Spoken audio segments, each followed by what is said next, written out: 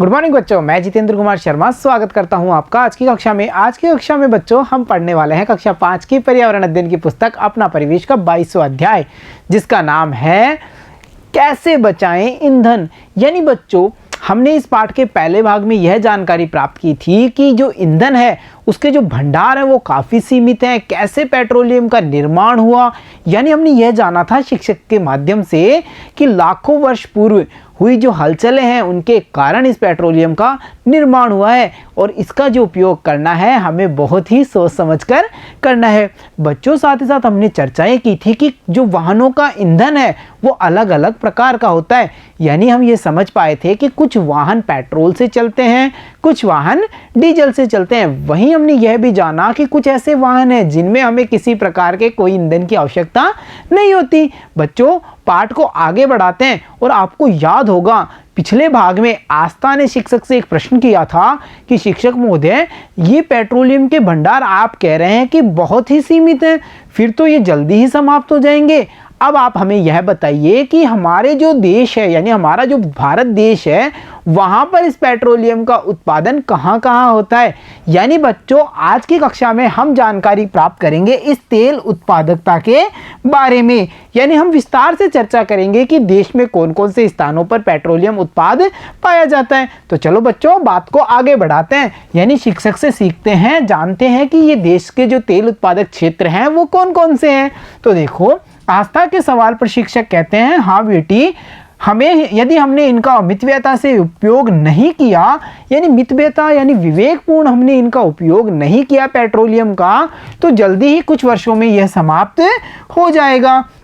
और साथ ही साथ मैं आप लोगों को यह भी बताता हूं कि हमारे देश में जो महाराष्ट्र है, गुजरात है, आसाम है, अरुणाचल प्रदेश है, तमिलनाडु जैसे राज्य हैं, यहाँ पर तथा राजस्थान राज्य के बाड़मेर जिले में यह पेट्रोलियम पाया जाता है। तो देखा बच्चों आपने ये अलग अलग राज्य हैं जहां पर इस पेट्रोलियम उत्पादनता होती है, पेट्रोलियम उत्पादित होता है या पेट्रोलियम के ये प्रमुख क्षेत्र हैं। बच्चों इन क्षेत्रों के नाम तो हमने जाने, यानी इन राज्यों के नाम तो हमने देख लिए यहाँ पर, जैसे महाराष्ट्र हो, गुजरात हो या फिर आसाम हो, अरुणाचल प्रदेश, तमिलनाडु या राजस्थान का बाड़मेर जिला। अब इनकी जो स्थिति है उसे हम भारत के मानचित्र पर भी समझने की कोशिश करते हैं। तो देखो बच्चों यहाँ पर हम देख पा रहे हैं भारत का मानचित्र दिख रहा है ना सभी को। बच्चों इस मानचित्र को ध्यान से देखने पर आपको पता चलेगा इसमें जिन राज्यों को हमने दर्शाया है वो प्रमुख भारत में यानी भारत के प्रमुख तेल उत्पादक क्षेत्र हैं। जैसे चाहे अरुणाचल प्रदेश का एरिया हो, आसाम का एरिया हो, राजस्थान का बाड़मेर जिला हो या फिर गुजरात हो, महाराष्ट्र हो और या तमिलनाडु हो, ये सारे वो क्षेत्र हैं जहां पर पेट्रोलियम उत्पादित होता है, यानी यहां पर पेट्रोलियम पाया जाता है। और बच्चों हमने इनकी स्थिति को मैप पर समझा है। प्यारे बच्चों साथ ही साथ आपको यह भी पता होना चाहिए कि मैप का अध्ययन करते समय दिशाओं का ज्ञान बहुत जरूरी है।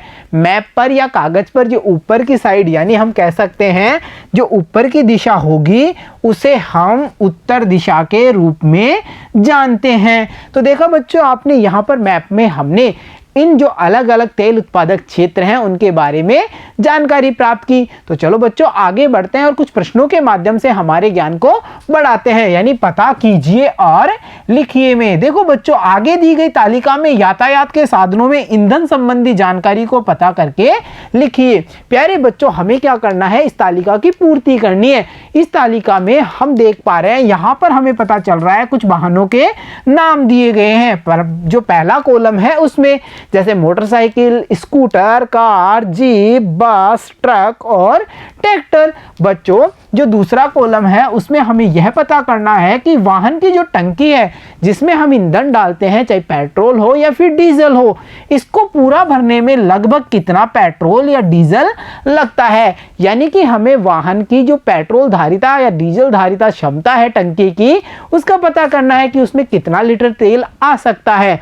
बच्चों साथ ही साथ हमें यह भी बताना है कि 1 लीटर पेट्रोल या डीजल में वाहन कितना चलता है, यानी वो कितनी दूरी तय कर सकता है। यहां पर हम बात करेंगे उसकी माइलेज की। तो देखो बच्चों जैसे पहला वाहन है मोटरसाइकिल, तो मोटरसाइकिल की जो टंकी होती है उसमें लगभग बच्चों हम कह सकते हैं कि 13 से 15 लीटर तक का पेट्रोल आ सकता है। और बच्चों जो मोटरसाइकिलें चलती हैं वो 40 से लेकर के हम कह सकते हैं 70 किलोमीटर प्रति लीटर के हिसाब से चल सकती हैं। यानी इनका जो दूरी तय करने की मानक है वो 40 किलोमीटर से लेकर के 70 किलोमीटर के बीच में हो सकती है। वैसे ही बच्चों जो स्कूटर है, जब हमने इसका पता किया तो हमें पता चला इसमें 7 से 10 लीटर तक की धारक क्षमता होती है और इसका जो माइलेज या हम कह सकते हैं 1 लीटर में यह हम कह सकते हैं 30 से 45 किलोमीटर तक जा सकता है। बच्चों इसके अलावा कार में, जीप में, बस में, ट्रक में, ट्रैक्टर में अलग अलग धारिता क्षमता होती है और साथ ही साथ जो इनका 1 लीटर में चलने का जो दूरी तय करने की जो दूरी है, मतलब इनका माइलेज है, वो भी अलग अलग होता है। जो बड़े वाहन हैं उनका माइलेज कम होगा, जो छोटे वाहन हैं उनका माइलेज ज़्यादा होगा। जैसे देखो बच्चों, कार में हम कह सकते हैं कि 20 से 30 लीटर तेल आ सकता है, हमने ये एक अंदाज लगाया बच्चों। वहीं पर हम देखते हैं कार 10 से 15 किलोमीटर या फिर हम कह सकते हैं 20 से 25 किलोमीटर तक जा सकती है। बच्चों उसी प्रकार अगर बस की बात करें तो बस में 200 लीटर तक का तेल उसकी टंकी में आ सकता है। बच्चों जो बस का माइलेज होता है, यानी 1 लीटर में बस हम कह सकते हैं 7 से 10 किलोमीटर तक ही जा पाती है। तो बच्चों यहाँ पर आप इस तालिका के माध्यम से यह समझ पा रहे हैं जो छोटे वाहन हैं उनका, यानी हम कह सकते हैं कि उनके द्वारा तेल को उपयोग में लेकर के, ईंधन को उपयोग में लेकर के जो दूरी उनके द्वारा तय की जाती है वो ज़्यादा होगी, जबकि जो बड़े वाहन हैं वो तेल की खपत या ईंधन की खपत ज़्यादा करते हैं और उनके द्वारा तय की गई दूरी कम होती है। ऐसे ही बच्चों ट्रैक्टर है वो भी 5 से 7 किलोमीटर तक जा पाता है 1 लीटर में। तो हम समझ पा रहे हैं जो भारी वाहन या बड़े वाहन हैं वो ईंधन की अधिक खपत करते हैं, दूरी कम तय करते हैं। तो बच्चों हमने यहाँ सब यह समझ बना ली कि जो वाहनों के प्रकार हैं, अलग अलग प्रकार हैं, उसके आधार पर उनकी जो ईंधन खपत करने की क्षमता होती है वो अलग अलग होती है। तो चलो बच्चों अब देखते हैं अगला प्रश्न। सोचिए और चर्चा कीजिए में, यदि आपके गांव शहर में 10 दिन तक पेट्रोल डीजल नहीं मिले तो क्या होगा। बच्चों हम कल्पना कर सकते हैं या अगर ये ईंधन के जो ईंधन है वो हमारे गांव में या शहर में 10 दिन तक नहीं उपलब्ध हो तो स्थिति कैसी होगी।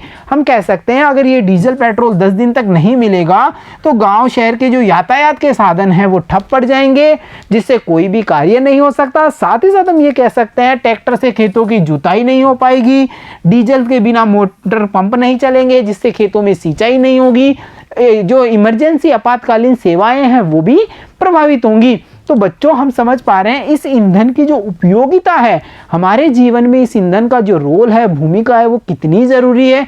इसीलिए हमें इसका उपयोग करते समय बड़े ही मितव्ययतापूर्ण तरीके से इसका उपयोग करना है, हमारे विवेक का पूरा पूरा उपयोग करना है। बच्चों अगला प्रश्न है, पेट्रोल डीजल की बचत किन किन तरीकों से की जा सकती है। बच्चों इसके कई सारे तरीके हैं। जैसे अगर हम एक ही ऑफिस में 2-4 व्यक्ति जा रहे हैं तो उनका यह दायित्व है कि उन्हें कार पुलिंग जैसी स्कीम का उपयोग करना चाहिए, यानी वो कार पुलिंग का उपयोग कर सकते हैं। साथ ही साथ हमें सार्वजनिक वाहनों का उपयोग करना चाहिए।